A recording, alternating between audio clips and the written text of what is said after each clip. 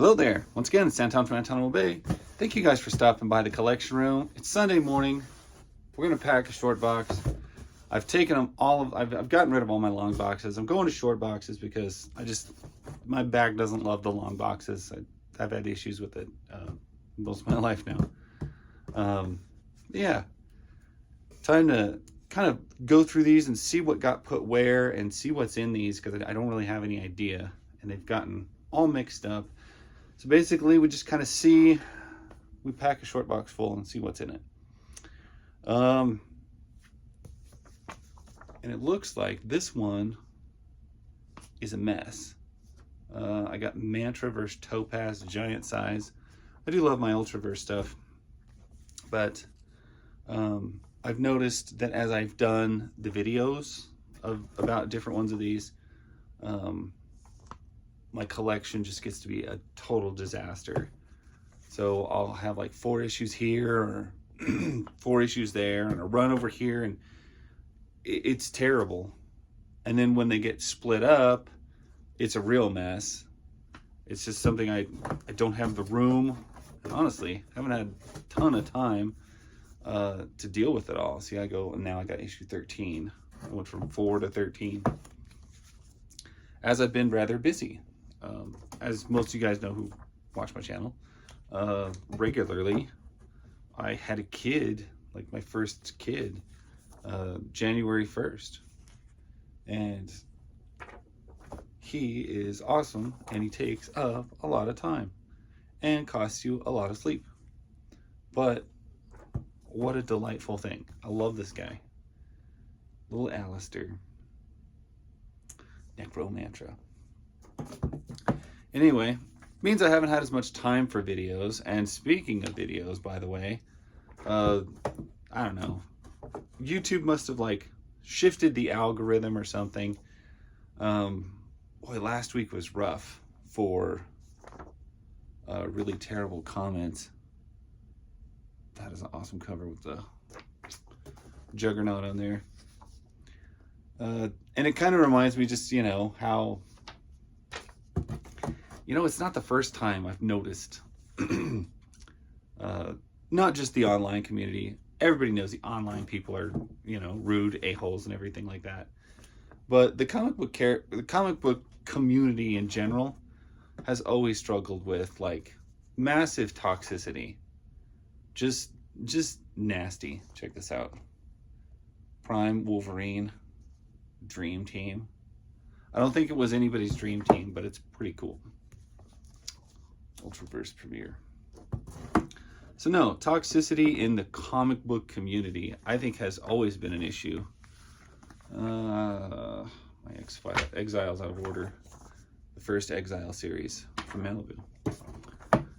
I even remember going back into comic book stores in the 90s when I was first getting into collecting, and I had been buying them off of store stands for all this time, and then I needed some back issues, and I went in, traveled a great distance to go to my first comic book store, and they were terrible. They were so rude.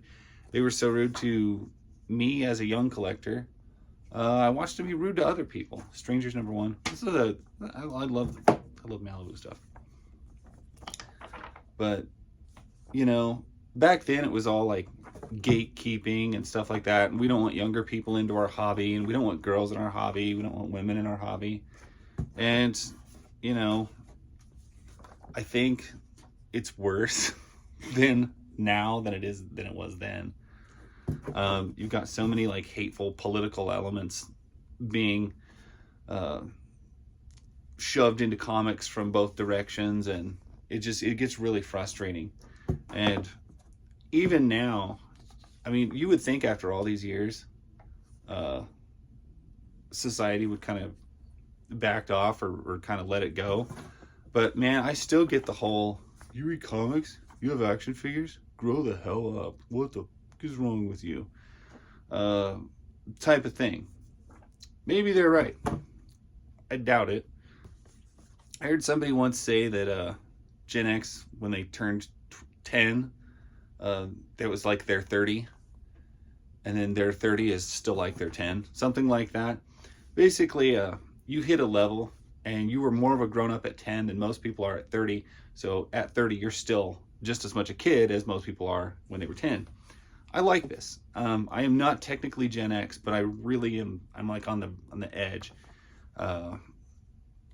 date-wise, and I would say most of who I was raised and grown up around was definitely more Gen X than millennial. But loved The Strangers. No, it still surprises me just how like obnoxious and toxic specifically comic book fans can be. I had a guy rip into me because I don't have a ton of research. I don't have all the information about the comics that I look at, which I understand might be like helpful to you, but sometimes I'm going to be looking at a book. Take this Eternity #8, Dinosaurs for Hire. I don't know much about it. You may not have even known that it existed. I didn't until maybe a couple years ago. And, you know, that's one of 100 different titles that I was digging through and have looked at. And no, I don't have all the answers for them. I never claimed to. I don't know the production history. But like a movie reviewer doesn't know the production history of most things. You just look at it. Ugh. My Strangers comics are all out of whack. And I'm missing issue 17. Actually, I think I've always been missing issue 17 now that I think about it. But it's a good book. No, it just... Oh, I like that cover with the Christmas tree bulbs. Just got me thinking. I mean, it's been a big wave of negativity and really hostile comics. When somebody just leaves a hostile comic, that's one thing. When they leave like a huge like book, I don't know. Sometimes you wonder just how much did I actually upset you with looking at comics in my room. Maybe get over it. But it has made me think just about like the history of my comic collecting, my action figure collecting, and how much negativity I have always been exposed to or in and around it. Why is that? Why is the comic book community historically, I mean, from like the 80s on, why has it been so toxic? I've never really gotten this. Hardcase is one of my favorite Ultraverse titles. Period. But it has the lamest first issue cover I've ever seen. It immediately goes better. But, like, issue #1 is pretty lame.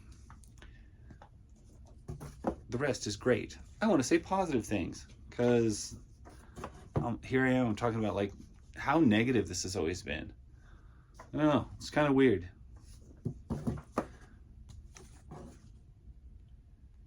Anyway, I've been watching, like... I can't remember his name. Some other comic channel guy.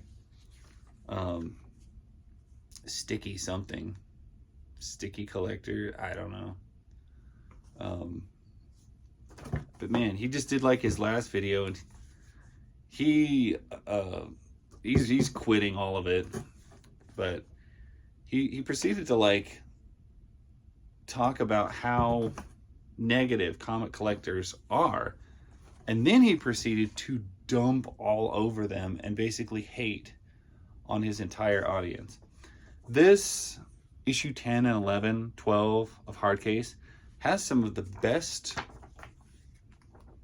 coloring and art and vibe to it, probably in the whole Ultraverse series. Choice. I gotta love Choice. Yeah, issue 12 and 13, I mean, the covers are, I don't know what they did to them, but Malibu had a knack for amazing coloring. I don't know, there's something really vibrant about it. It's got depth. And all of Hardcase covers, like, even up to 14 are that way. Just really, I don't know, they almost look airbrushed digitally or something, but they look very cool. So yeah, this guy like said goodbye to his channel because of all the negativity, and then proceeded to just crap all over his entire audience. This is definitely worth a read. This hard case 16, 17, and 18. Literally 3 issues dedicated to a battle with Enemy, the nanotech mechanized entity. It's a fantastic 3-issue battle. It's freaking great. He barely wins. Barely. He does win, but he doesn't look the same the rest of the book. Like, he is screwed up looking the rest of the series. So yeah, it got me thinking about negativity in this particular hobby. I don't know why it's always been there. I don't have an answer for that either. I just think it's funny. Like, dude, we're just looking at comic books. Why are we so upset? Why are we so angry about it? I just thought that was a cool cover. See, he has to wear a mask because he's all jacked up. Anyway, it reminded me I will try to be less negative. Although still, if it sucks, I'm going to say it.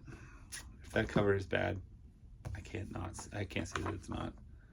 But you'd be amazed at the amount of hate you can get just by not liking Love and Rockets.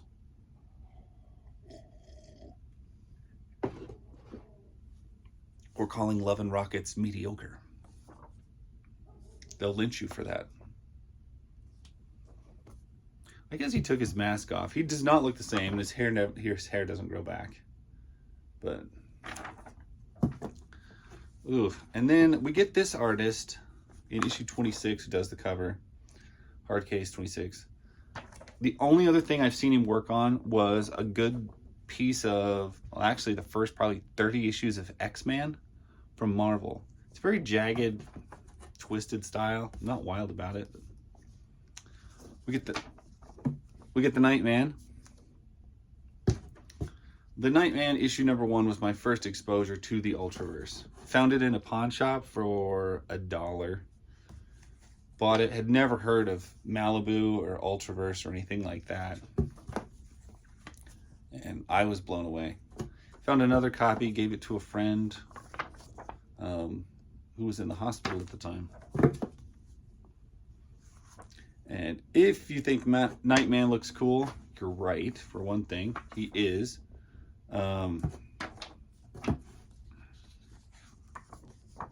He was cool enough to get his own TV series, which I have never watched. I just haven't seen it. But Tech Knight.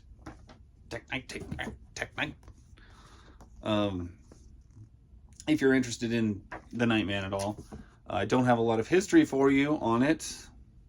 Geez.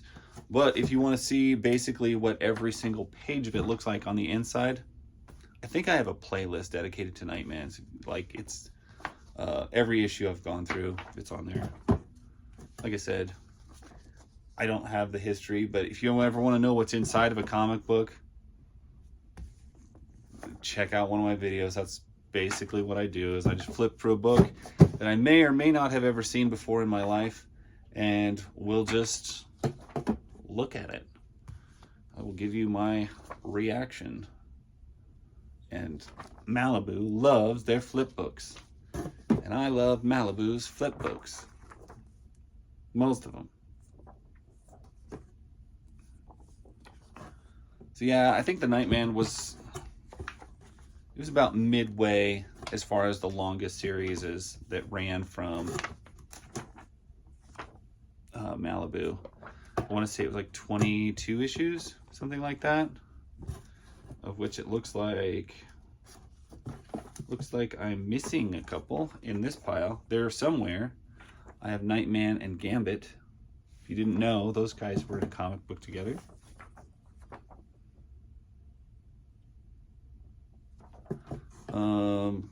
Nightman Into Darkness, issue number 1. Couple of Nightman Infinities. These are the relaunch books. And there's my other Nightman issues, and I'm gonna sort them through. There's Nightman 20, and then it went to 21, 22, and it looks like I have 2 issues of 23 with the Hackers ad on the back. And then, what is this? An annual with a big ugly sticker on it. That does not bother me. And then we get a radical tonal shift in the box, and it jumps to Amethyst. Princess of Gem World, issue number 1, 1 of 12. And I think I have the full series. 2, 3, and I have 2 copies.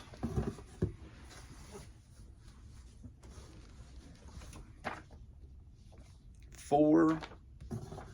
I always pick these up because I love the covers on them. They're just fantastic. They have a total, I don't know, 80s fantasy cartoon vibe to them. Somewhere between Care Bears and My Little Pony and She-Ra and Barbie, and it just has this wild look to it, and I love it. I love how the covers look.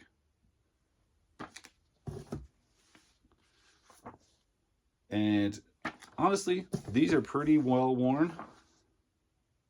Ooh, nice ad for Mask.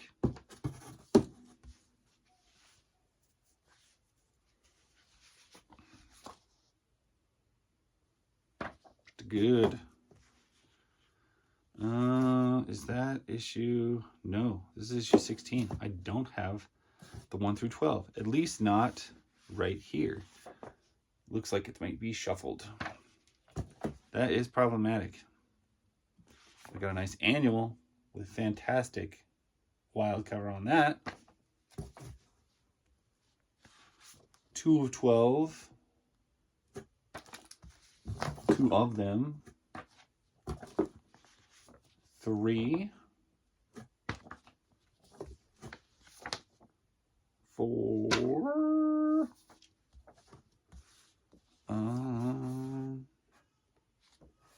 Yep. There's 4. Pop in 5. Jumps to 6. 7.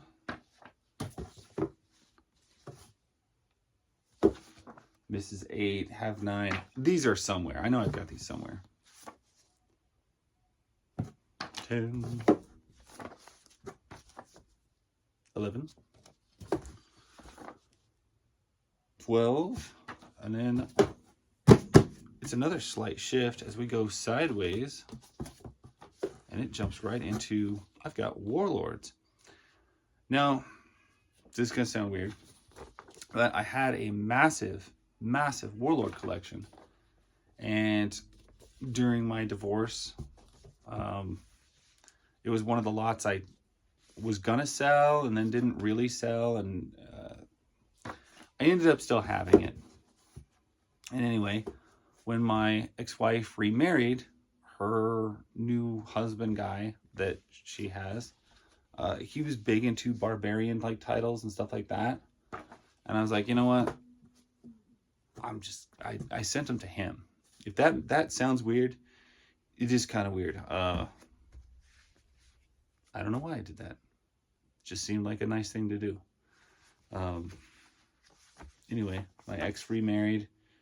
She remarried what I understand to be a pretty nice guy and everything like that. She didn't know he was a collector of anything until after they got married. Then she found this like closet full of action figures and things. And she thought that was hilarious. And I was like, hey, I was still sending her stuff. That I would still occasionally find like stuff in the house that was hers. She moved back to Nebraska, and I would mail it to her.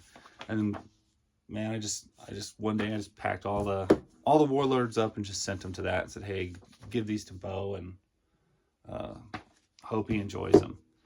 And then I was like, man, I really miss my Warlord comics. I would take those back. And Of course I didn't ask for it back, not do anything like that. But came across a sale that was going on in a storage unit up in the mountains by Cloudcroft, or no, Ruidoso. Total like weird deal. He had a cajillion Warlord comics just sitting in a storage unit in the forest, and I bought them, and they were only $1 a piece. So I got my Warlord collection, not all of it, but a lot of it back, enough to be happy, for like just $1. I don't have my first appearance of Warlord anymore. I had 2 issues of that. I gave them both, though. That would be, what was that? DC First Appearance Showcase number 5, something like that. I can't remember what it was. But these are a little rough. That does not bother me. I feel like these have been loved and read by somebody. And I kind of like that. Especially with some of these older pulp type titles. The fact that they have been read, carried, loved by somebody. A second there, I thought that's the Song of Ligma.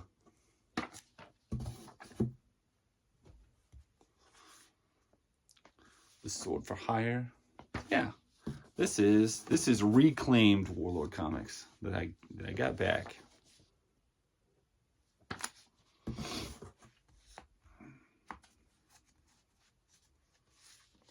Most of my Warlord collection came from a dollar bin anyway, but it came from a dollar bin in El Paso, run by a very nice Jewish guy. He was my favorite comic book store in town, and didn't deal with any new comics at all. All the comics he dealt with are old. He's like, I don't deal with new comics.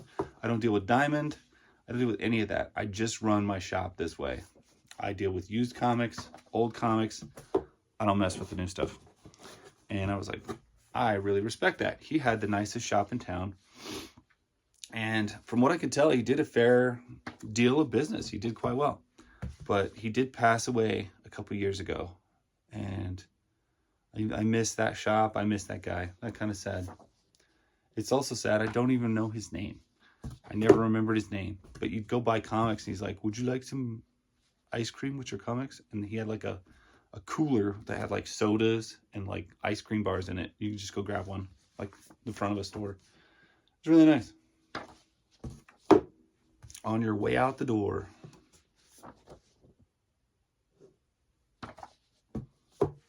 Always played really like loud 80s Depeche Mode in his store. I was like that.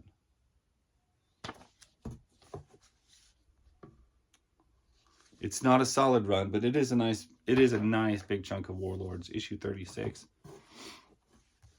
The later issues are way easier to find. The early issues those are the ones that are kind of a bear to get a hold of.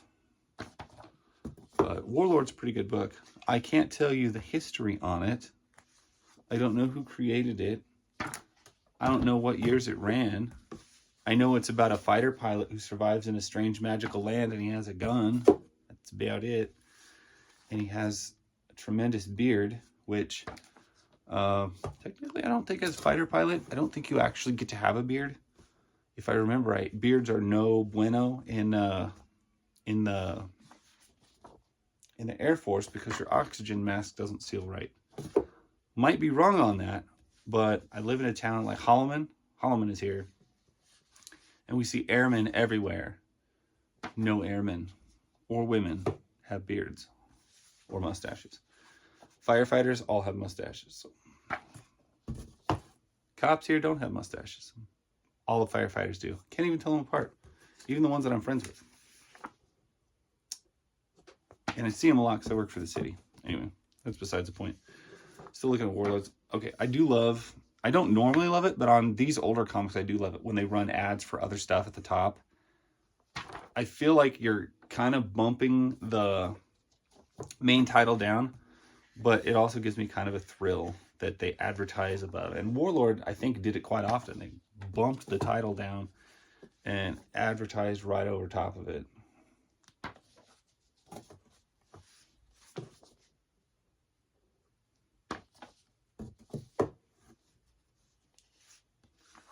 This book always just had a great vibe to the covers and everything. And I was also impressed. The art always seemed really consistent.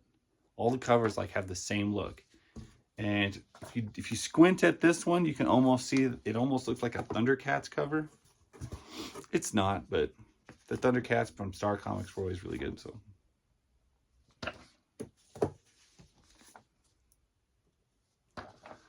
a nice set. And the fact that I got all of them and probably a bunch of others, I'm sure for, I think it was like $60 or $80. I can't remember how many of these I got.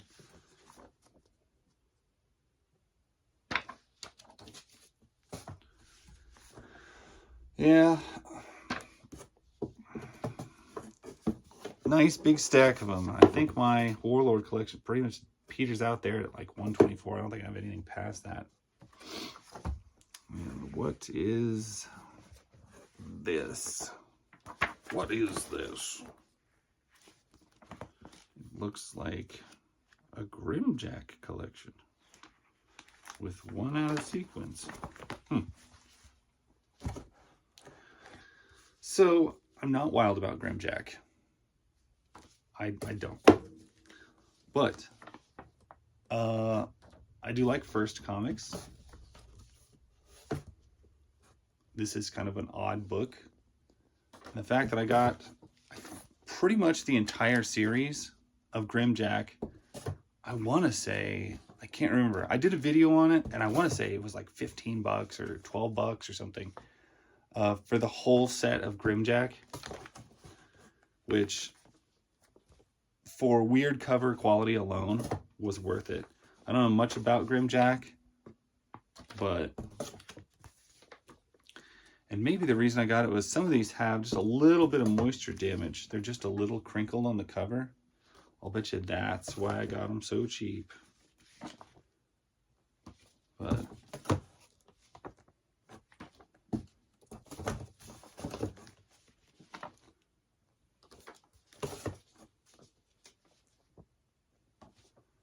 raise your hand if you've ever heard of Grimjack before. And if you've ever read them before. It gets me. You know, I've been looking for weird comics that I've never heard of before. Basically,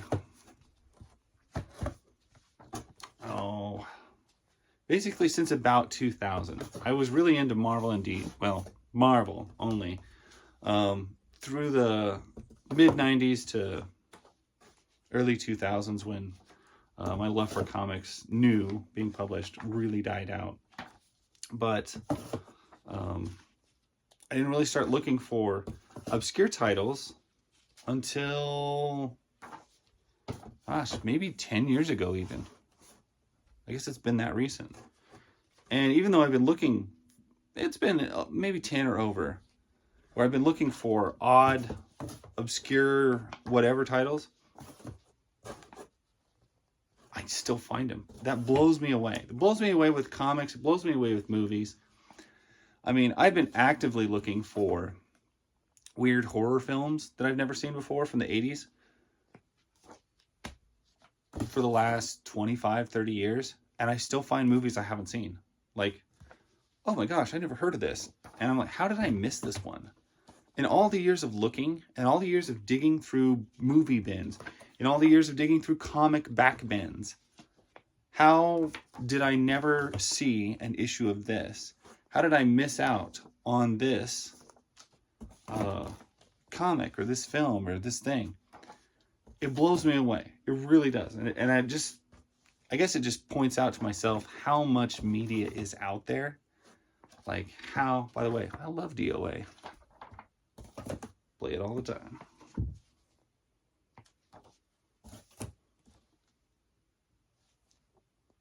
Some of these covers are good, some of them are crap. But yeah, I can't get over it. Like the sheer amount of stuff that'll come up that I should have seen, should have heard of, and haven't. It's awesome. You think about it. I'm always finding something new, and that's one thing I loved about this channel when I started it. Which if you didn't know, originally I was starting to get into Femforce comics, and I looked up Femforce comics on YouTube, and I was looking for videos about Femforce comics, and there was nothing. There wasn't anything. Couldn't find anything. And when I did a search, nothing came up. That I thought was sad. So I started doing videos. One of the first videos I did was another comic that didn't come up, and I just kind of wanted to practice with them. DN Agents from Eclipse. And I just started taking comics, and I would look them up like on YouTube, and there would be no search results. And so I just do a video on that comic. That's literally how I started making content. It's not good content. It just is content. It's content in light of there not being any other content on this topic. This is now 2 videos I've had that feature Grimjack, a character I don't even really care for, on a comic I don't love. But is there other video content? Can you find anything on Grimjack? I couldn't find anything on Femforce. Couldn't find anything on a lot of books. And so, yeah, it just helped to, that's why I did a lot of it. That's it. This box is full. Ugh. And I've been doing this for a while, so I'm ready to get up, start my day.